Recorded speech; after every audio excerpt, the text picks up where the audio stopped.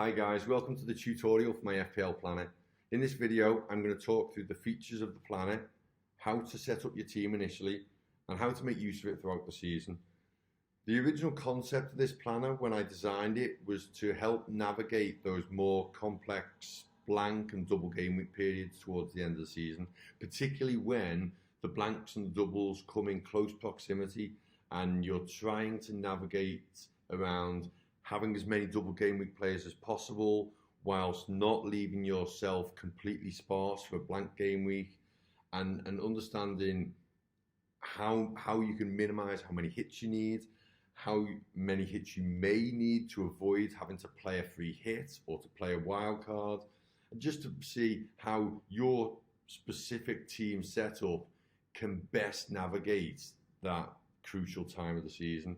And to be honest, it has now become something that I find helpful to help plan throughout the season. So when you initially receive your planner, it will come with a generic set of players. The planner is unable to pull your personal team from the FPL site. One thing it does do is pull the current player pricing, the current player list. So when a new player is added to the game, that will be added to the planner in real time in the background. But what it's not able to do is pull your personal team. And the reason for that, firstly, prior to game week 1, nobody can see your team for obvious reasons. And secondly, one of the key features of the planner is that in subsequent weeks, as you're planning 5-6 weeks down the line, it will calculate how much budget you have remaining for that transfer that you have in mind. And the only way it's able to do that is because you've told it from the outset in the first game week how much you paid for each player, and it will calculate the selling value of that player for you, and therefore how much money you have when you replace him with somebody else. So when you receive your planner, you'll set it up from scratch yourself, but it's a very, very quick process, and I'll talk you through how to do that now. If we take a look at the first game week display, game week 1, as we look now, obviously there's a list of players, the teams for which they play, and then 3 columns relating to the pricing. The current price, which as I say is pulled directly from the FPL site and kept updated constantly. The selling price, which is calculated by the planner, and the purchase price, which you need to tell the planner yourself. If we then refer to the FPL site itself and the transfers page, and then we click on list view, you will see that those 3 columns correspond exactly to the layout of the transfers screen. So your job when you first receive your planner is to ensure that your planner mirrors the information here on the transfers page. And it's really easy to do that. I'll show you how. So let's say, for example, we want Emi Martinez in goal instead of Pope. We select the team. There's a drop-down box there. We select Aston Villa. In just a moment, and you sometimes have to wait a second for it to update, the drop-down box for the goalkeepers will now only reflect Aston Villa goalkeepers. So we select Emi Martinez. In this instance, he's the exact same price as Pope. The purchase price is correct, no need to change that. Let's say, for example, we didn't want Timo Werner in the side. Let's say we're having Watkins instead. So again, we'll select Aston Villa. We will select Watkins. And you'll see straight away that the current price updates to show that he is a £7.5 million player. What hasn't updated is the purchase price, and you'll see it's still showing the price that you were going to pay for Timo Werner. So we simply need to go into this box here and enter 7.5 million. And this will then correctly calculate the selling price of that player. At the moment, that is 7.5 million. Another key point to note here, and we're talking game week 1 planning now, 100 million budget, is that we've only spent 98.5 million of the budget. If we were finished with this team now and happy to proceed with it, we've got 1.5 million pounds in the bank. It's important then to go down to this field here and just enter 1.5 million so that the planner knows how much money you have in the bank to complement the selling price of your players. Now, it would be quite easy in game week 1 for the planner to work this out for you based on a 100 million budget. But as you use this throughout the season, there's no way of knowing as your team value increases how much money you happen to have, because everyone's going to have a different budget. Okay, but this money in the bank will carry forward to the subsequent weeks, and the planner will have that budget in its back pocket to spend on additional players. So let's say, for example, in game week 2, we wanted to purchase Harry Kane instead of Watkins. We would select Tottenham. We would select Harry Kane from the drop down. Obviously, we don't have enough budget for Harry Kane. So instantly, the banner at the top highlights in red, budget is spent, in the bank is now minus 3.5. We don't have enough money for that transfer. Okay, so maybe we need to look at an alternative option. Maybe we look at Danny Ings. So again, Aston Villa. And here's worth highlighting here, you don't need to use the drop-down box. If you click in the cell and then start typing Ings, instantly Ings' name will come up and you can select that. And there it updates to show that we've spent 8 million now on Danny Ings. We still have 1 million left in the bank for future transfers. And Danny Ings is highlighted red there to show that that's a transfer. Let's say, for example, let's say Grealish gets injured and we're going to replace him now with Mahrez. We have 1 million in the bank, so let's replace him with Mahrez. Mahrez is highlighted red. We've made 2 transfers now. We only had 1 free transfer available. We've made 2 transfers, and you'll see that it's calculating a -4 hit for you. Throughout the planning process, the planner will know how many transfers you have, and will let you know if you're taking hits and how many you're taking. Other features, so you can tell the planner what chip you're playing this week. So let's say, for example, probably not in game week 2, but further down the line later in the season, you're playing a free hit. So you choose a free hit, instantly your hit is removed. There are no hits, obviously, for a free hit. What you'll also see is that the planner is set up so that those transfers you've made on your free hit, Mahrez and Ings coming in, instantly revert back to Grealish and Watkins the following week. So once you've selected your squad of players, you'll then want to decide and plan who's going to play week on week, where are the weak points, where are the weeks where you may have a raft of bad fixtures and perhaps you need to look to move a player out to ensure that you've got a strong squad for that week. So these tick boxes here under the bench column enable you to select who's going to be playing on a given week. So we could bench Taylor and start Doherty, for example. And week by week, you can decide who you're going to bench. So maybe we bench Creswell and we'll give Cody a run out at home to Tottenham. You can also then select who's captained. We don't have a captain yet in game week 1, so let's captain Salah. Now, you may ask, well, what's this doing? 2 things. Firstly, it's a visual representation of who it is you're going to play, how many of those bad fixtures you're able to bench in a given week, and whether or not you've got some pain points. Obviously, following a free hit or a wild card, you will only have 1 free transfer to use. And all of that is factored into the planner. It will display how many transfers you have made. So here where we've made 2, you can see 2 transfers made and 1 hit because we only had 1 free transfer available. When we do get to a period with double game weeks, I will personally be updating the fixtures in the background data. And when the spreadsheet picks up on the fact that there are double game weeks, it will populate in the relevant game week how many double game weeks you've managed to get into your squad. So this may say 9, and you know that you've nearly hit a full squad of a full starting 11. When it picks up on the fact that there's a blank game week, any fixtures missing at all, then this field will tell you how many you're able to get out. It won't double count a goalkeeper, so it will tell you how many physical players you're able to field in that blank game week.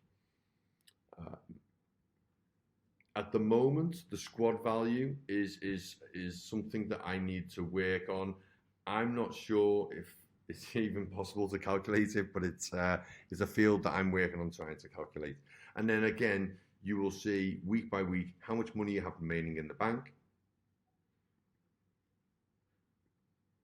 and how much selling value you have left. Obviously, we've used all of the 1.5 million on Ings and Mahrez. One other thing to point out, in addition to the fact that if you spend your budget, the planner will flag your game week in red, showing that it's an illegal team. Also, if you were to have too many players from the same team, so let's see, we have 3 Villa players already. Let's put Buendia in.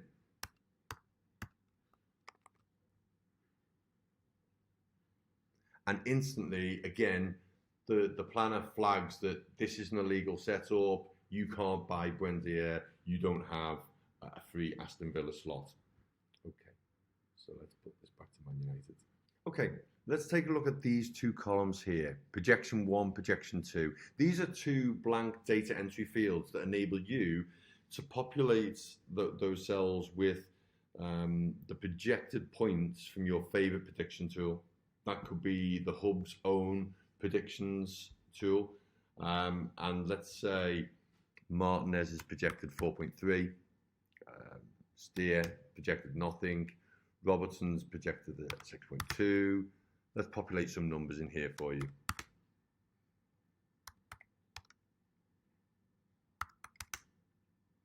Now, obviously, these are example numbers, but yeah, the number of great tools out there, particularly on the Hub site, which you may find helpful.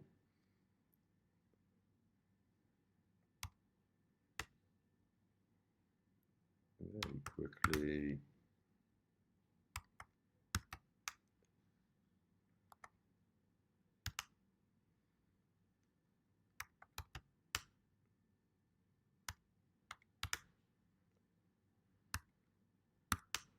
Okay, so you can populate this with the predictions from your favorite tool. It will then sum up the points that you're expected to get in this given game week. And as you plan, if you want to populate this, you can see which permutation is likely to be the most profitable. As we move through future weeks, the projected points, as you'll see here, will also factor in any points hits that you may have taken. So again, when you're planning through that double game week period, you can see if you've had to take a -4 before the double, you've had to take a -4 after the double, was that worthwhile? Would you have been better to take an alternate player and not take the hit? And again, this enables you to work through all the various permutations and see what works best for your team. What other information are we showing here, just to finalize looking at this summary? So we have the number of free transfers that you have remaining. This will show week by week, and you will note that it picks up on when you roll the second transfer, but it will never roll past 2. One other feature of the planner is this little text field at the bottom. Sometimes you're on a forum, you're chatting to friends, you want to share a quick summary of the team that you've planned.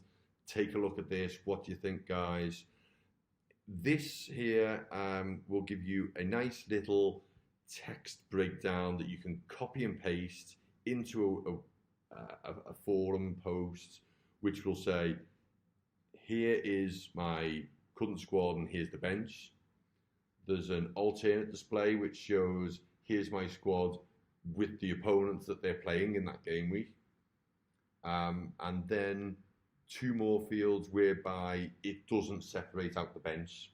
It shows all 15 together without the opponents mentioned and with the opponents mentioned. At the moment, each of these 4 displays are relating to the first game week. But if, for example, you wanted to show someone what your game week 3 team was, again, you can select from the drop down game week 3, and all of these displays will update. So you'll see now Mahrez is showing, Ings is showing, and you can copy paste that into a forum. Okay. One of the common questions I'm always asked is, what do I do when I get to game week 9? There's no display here for game week 9, game week 15, game week. So this planner has been built, as I say, with the intention of planning over a short period, and I think it's unlikely it's ever wise to plan beyond 8 game weeks. It's difficult to see that far ahead. But obviously throughout the season, you'll want this planner to enable you to plan for game week 17, game week 32. The planner does give you that functionality. So as we get to the end of game week 8, you can plan for this period. In fact, you could even get to game week 4 and decide, right, I want to start this planning all over again.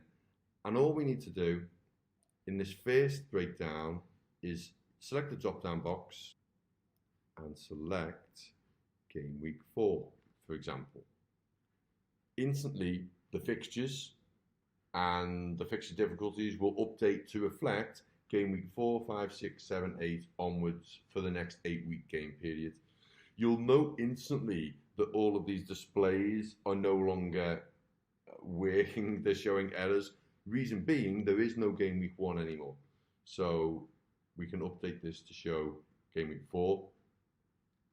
Ideally, what I would normally do, just hit equals and equals that top field there. So then this breakdown at the bottom will always reflect the first game week. Now, we're at game week 4. Likelihood is you've probably made transfers, almost certainly. And this is no longer your game week 4 team. So you are going to have to set up the first game week display to show your current team as of game week 4. So you simply go through the quick 2-3 minute process of setting up your team again and letting the planner know exactly how much you paid for each player. Here's where we get into a little bit more complicated situation, whereby these transfers that were made in game week 2 are now showing, and they're now showing as game week 5 transfers, and then the planner is no longer showing week by week the correct players. What we need to do here is take one of the players who hasn't been changed, Emi Martinez, for example. We can highlight him and his team, copy, Control-C, or edit, copy, highlight just the players and the teams, and then edit, paste special, and paste only the formulas. If you copy and paste from game week 6 to game week 5, it will mess the spreadsheet up. If you click and drag, it will mess the spreadsheet up. You need to copy only the formulas to ensure that the drop-down boxes don't get confused and aren't looking at the wrong player field. Now, if this ever results in your planner getting a little bit confused, that you manage to mess the formulas up, you manage to mess the formats up, drop me an email. I'm always happy to refresh your planner, give you a fresh one, no problem at all. Never. One of the things that hasn't been possible yet is to enable you to edit to make transfers, edit the fields, lose the formulas that are built into here, and then be able to revert those formulas back. The only way in which I was able to do that was with a macro, which would involve you guys giving me permission to run macros on your machine, which is a security risk, and I'm not comfortable with asking anybody to do that. This is the one place where it's possible for the spreadsheet to get a little messed up if someone copies and pastes the formulas incorrectly, if someone just drags down and overwrites the wrong cells. If that happens to your planner and it's not working properly, I'm always happy. Drop me an email. I'll give you a fresh planner very quickly. Once we're in mid-season, I can respond quite quickly and give you a fresh planner. No issues there at all. One other feature we haven't touched on yet, year on year, as I've refreshed the planner, I've introduced new colour scheme, mirrored the new hub colours this year, but I've always kept the old legacy colour scheme, ticker colours, because some of the members like the old style. So there's a drop-down box at the top that enables you to change the ticker colours to your preference. If you look, we have the original, which was a green for everyone who's playing, white for those who are on the bench. The ticker colours there were red and blue. Last year, we were mirroring the black and blue ticker of the hub, so you still have that function, that option, if you like that. And this year we've updated it to reflect the new hub ticker colours. Just to reiterate, the fixture difficulty calculations here are my own, based on XG, actual goals scored, actual goals conceded, and a number of other attacking and defensive stats. They do not reflect the hub's own ticker, which is likely far more accurate, if I'm honest. Obviously, a key part of any fixture planner is the fixture difficulty ticker. We have two on this planner. If you scroll to the right, you'll see there's a defensive ticker, which is tailored for the defensive players, and an attacking ticker for your attacking players. These are based on my calculations using expected stats, actual goals scored and conceded, and a number of other attacking and defensive stats, and they do not reflect the calculations of the hub fixture ticker. These are my own calculations, and you'll see here that we have a field for home difficulty and away difficulty based on the stats that we've seen at the moment, the back end of last season. These will be updated throughout the season as we get more data for the 21-22 season, but you have the ability yourself to amend these if you disagree with any of my calculations, or if you have indeed your own fixture difficulty calculator in the background. So, as I say, this fixture ticker is based very much on the statistics from last season, the back end of last season, and towards the end of last season, Newcastle's attacking numbers really improved. So you'll see, in game week 1, Newcastle is considered to be quite a difficult fixture for the defenders. However, maybe later in the season, it transpires that their attack is not very good. No disrespect to Newcastle fans. Maybe they have a few injuries, maybe they're going through a tough time, and you want to make this fixture a little bit easier for the defenders. So these figures here, the higher the number, the greater the points potential for the player who's playing that opponent.